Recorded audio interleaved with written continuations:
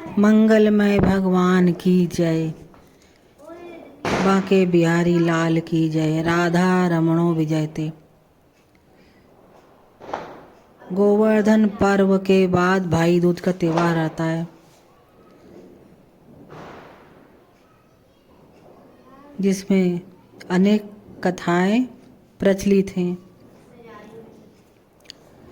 कि जब यमराज ने बसाई अपनी अलग नगरी तो गोलोक चली गई यमुना। काफ़ी दिन बाद जब मिली तो यमराज से मांगा एक वरदान।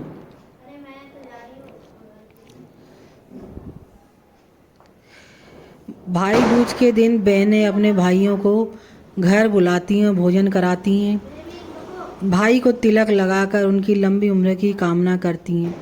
इस पर्व से अनेकों पौराणिक कथाएं जुड़ी हैं। सूर्य की पत्नी संज्ञा की 2 संतानें थीं। संज्ञा के पुत्र का नाम यमराज और पुत्री का नाम यमुना था। संज्ञा अपने पति सूर्य की तेज किरणों को सहन नहीं कर सकने के कारण उत्तरी ध्रुव में छाया बनकर रहने लगी। इसी से ताप्ती नदी तथा शनिचर का जन्म हुआ। इसी छाया से सदा युवा रहने वाले अश्विनी कुमारों का भी जन्म हुआ, जो देवताओं के वेद माने जाते हैं। उत्तरी ध्रुव में बसने के बाद संज्ञा छाया का यम तथा यमुना के साथ व्यवहार में अंतर आ गया। इससे व्यथित होकर यम ने अपनी नगरी यमपुरी बसाई। यमुना अपने भाई यम को यमपुरी में पापियों को दंड देते देख दुखी होती, इसलिए वह गोलोक चली गई। समय व्यतीत हो रहा था, तब काफी समय बाद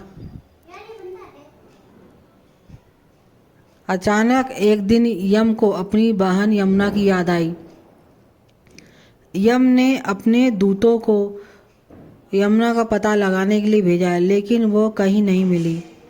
फिर यम स्वयं गोलोक गए, जहाँ यमुना जी की उनसे भेंट हुई।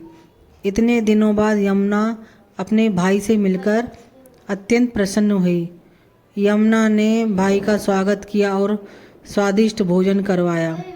इससे भाई यम ने प्रसन्न होकर बहन से वरदान मांगने के लिए कहा तथा यमुना ने वर मांगा, हे भैया, मैं चाहती हूँ कि जो भी मेरे जल में स्नान करे वह यमपुरी नहीं जाए। यह सुनकर यम चिंतित हो उठे और मन ही मन विचार करने लगे कि ऐसे वरदान से तो यमपुरी का अस्तित्व ही समाप्त हो जाएगा। भाई को चिंतित देख बहन बोली, भैया आप चिंता न करें, मुझे यह वरदान दे कि जो लोग आज के दिन बहन के यहाँ भोजन करें तथा मथुरा नगरी स्थित विश्राम घाट पर स्नान करें, वे यमपुरी नहीं जाएं। यमराज ने इसे स्वीकार कर वरदान दे दिया। बहन भाई के मिलन के इस पर्व को अब भाई दूज के रूप में मनाया जाता है। बोलो श्री यमुना मैया यमराज महाराज की जय। श्री कृष्ण भगवान की जय।